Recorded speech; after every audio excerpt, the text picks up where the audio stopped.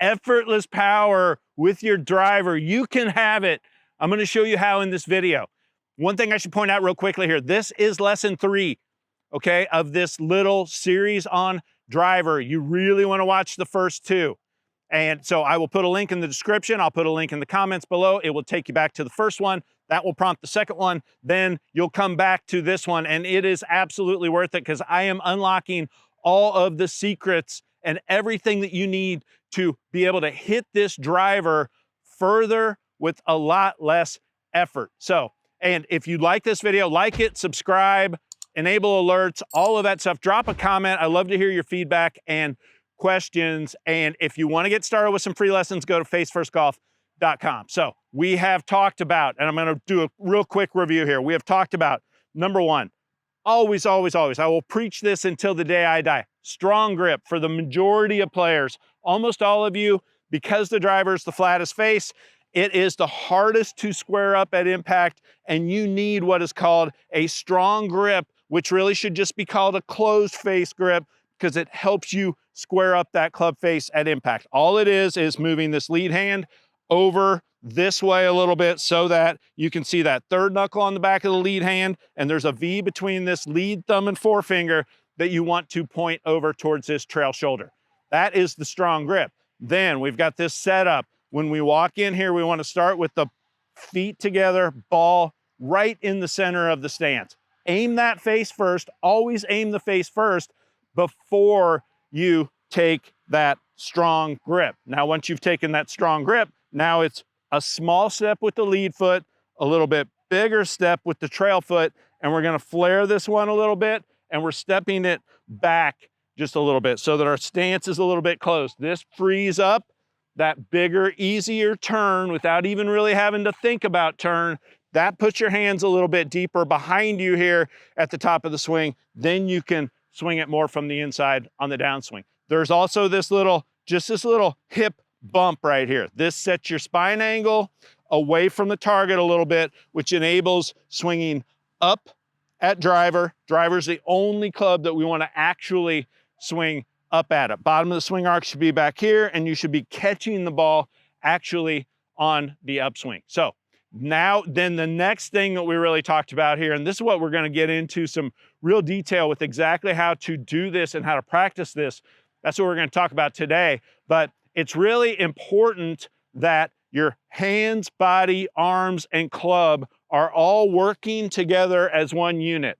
There is a triangle formed here with the hands and the shoulders at setup, and we really want to be swinging that triangle as one unit here, okay? So, and we talked about that a little bit in that last one, but today I want to get into some real specific ways. I've got a couple of tools here that I'm going to show you so that you can absolutely every single time feel this effortless power. Every time you start a practice session, you're going to be able to feel exactly how you get this efficiency, because it's efficiency first, right? So many players are trying to turn these hips super fast. What ends up happening is the club lags behind, then it turns into this big compensation flippy move. That's not power. We've got to get efficiency before, and we do want as much hip rotation as you can have through impact. All of those really good players, they are turning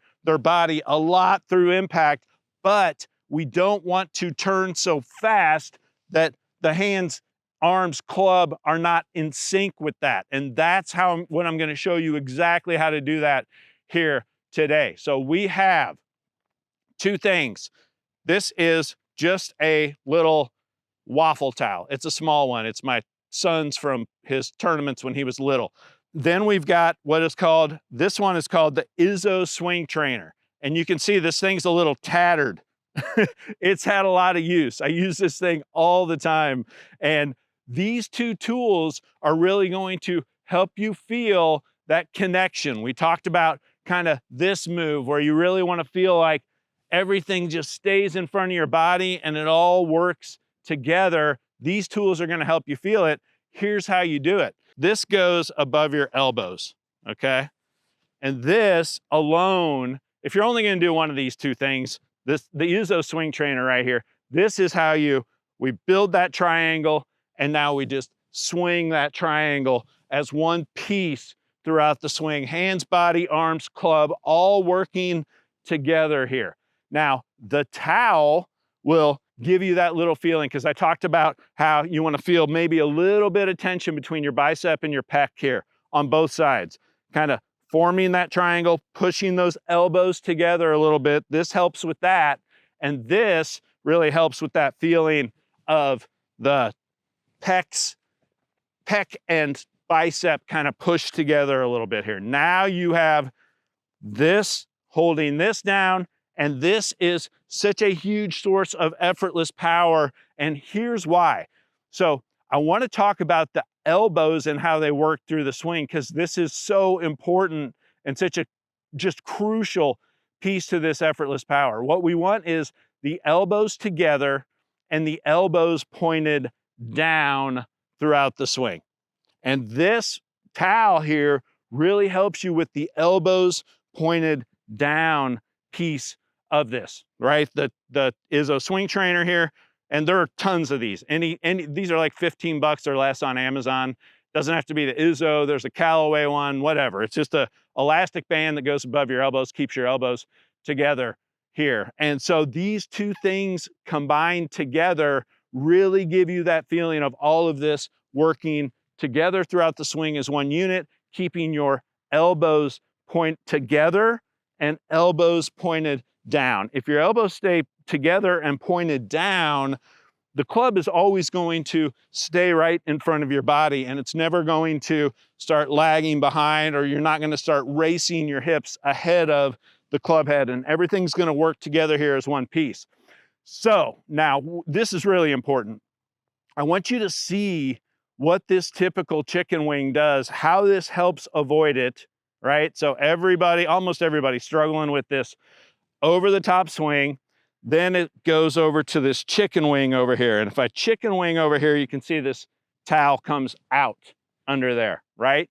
And watch what this does. Watch what the chicken wing does to the club head. So the chicken wing doesn't just hold the face open, which it does, right? If I go chicken wing, it holds the face open. But here's the other really important thing. Look where that club head is when I chicken wing like this. Now, if I don't chicken wing and I go, and this is elbow up position right here, right? What if I go elbow down position? Look what it not only does to the club face right here, but look how far that club has traveled compared to where it is if I chicken wing. That's why it's a source of power, right? So if we thought of this as if you were looking at your swing on video or something like that, at this same frame, if your elbow up chicken wing, club's still way back here. If I'm just elbow down, the club's traveled another, what is that? 4 feet or something like that. That's why there's not only just the pop and the solid contact that you get from squaring up the club face, but when you release it like that, the club has actually traveled way further in the same amount of time. So the club's not just delivering more of the energy efficiently to the golf ball, it's also traveling faster at the same time. So that's why this is so important, and that's why I'm always talking about how you can get a lot more power out of a shorter swing that feels slower than you ever can out of what feels like a faster, harder swing that's out of sync, right? A shorter, slower feeling swing that's in sync is going to have this, where that club is going to be released, it's going to be squared up, it's going to be delivering all the energy to the golf ball, and it's also going to have traveled further. All those things, those are why you can get so much more power out of what feels like a slower swing, and it's actually not slower. The club ends up traveling faster because it's gone further at the same point in the swing. Does that make sense? So that is what we really want to feel, and these tools are a great way to feel it. So, and here's what I want you to do when you start hitting balls with this. Hard to get this thing under here sometimes. You feel a little weird walking around with this stuff on, but it's pretty unobtrusive. You could get away with this at the driving range, right? Without looking a little too tin cuppy or anything out there. So here's how this works. When we've walked in, we set that face, we've taken that strong grip with our feet together here. Now we just take that small step, that little bit bigger step, flare it, little hip bump. Now I just want you to really, with these small swings, and I don't care where the ball goes when you first start doing this, because you're trying to get feedback on how fast do my hands really need to turn over. So you might block it out to the right. That's pretty common when you're first, because you're used to making these big hands compensations of flipping at it. When this is all working together, the face might come through a little bit open at first. Then you'll start to learn, oh, I got to be a little bit more elbow down and toe past the heel kind of feeling. We talked about this kind of feeling with just the trail hand right here, where the toe really whips past the heel of the club, gets into this kind of pointed down at the ground position right here with both hands on it, toe passes the heel, gets into this kind of little club face pointed at the ground kind of position right here. So we walk in, we build that little setup, we build that good strong grip, we build that little setup, and then we start trying to feel everything all linked up together, working together, good strong grip, small step, bigger step there, hip bump, right? Now it's just, how fast do my hands have to turn over here when I make this little bitty swing? And I mean, this is a little tiny swing right here. And so how fast do my hands need to be to, I mean, there is a little, I mean, I didn't even swing at that ball and it is running out all the way there. It goes past, I don't know if you can see the cart path right there, but it crosses the fairway right there.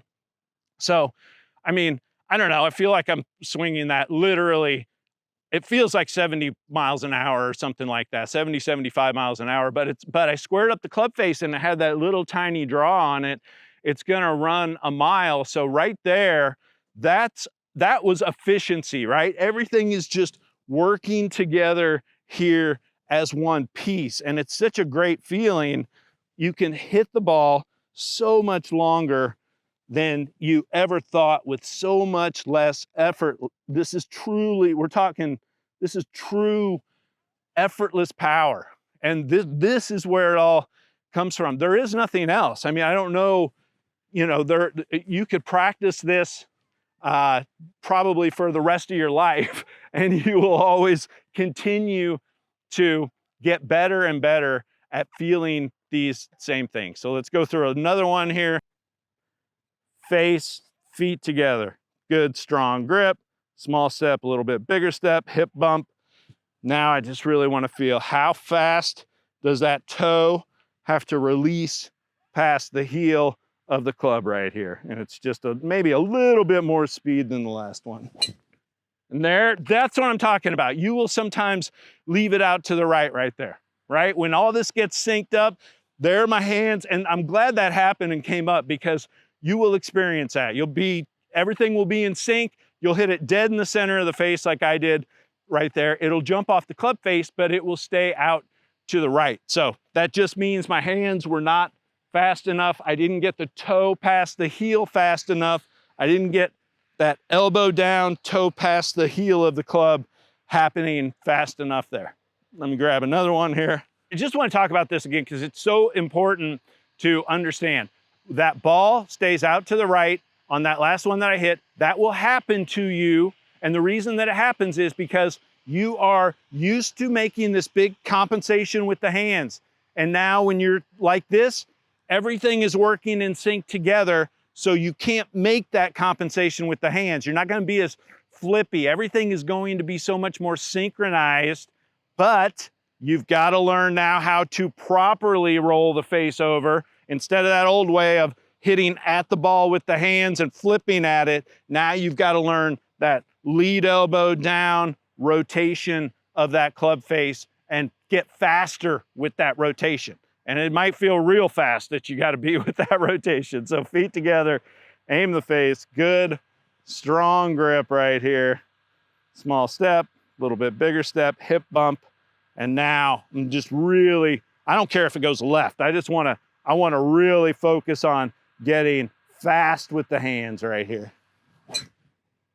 And I mean, that one's fine. It's right over the cart path. It's going to bounce down into the fairway right there, but it's still a little late. And so I love how that exposes, and because when you can start to get the face squared up at impact and you can start getting faster with those hands, now, I mean, you're really building all of the elements of effortless power. It's exposing everything that you've been doing wrong for all these years. And it's just such a, it is so revealing when you remove all those compensations that you've been making. And now all of a sudden it's, well, we'll try again here, right? We keep trying. That's all we do. That's all we can do. We just got to keep, now that we understand what it is that's going on here, and that is exactly what you will experience. So I'm so glad that that happened. Can I really just turn one over here? And when I do, I promise you it's really going to pop off the club face right here. There's one. And that, I mean, again, you know, that one flew the cart path and it's running out there to, you know, that's in the 250 kind of range distance wise. And it feels literally like the swing went here to here. I mean, just absolutely nothing to it. But through impact, everything was all synced up.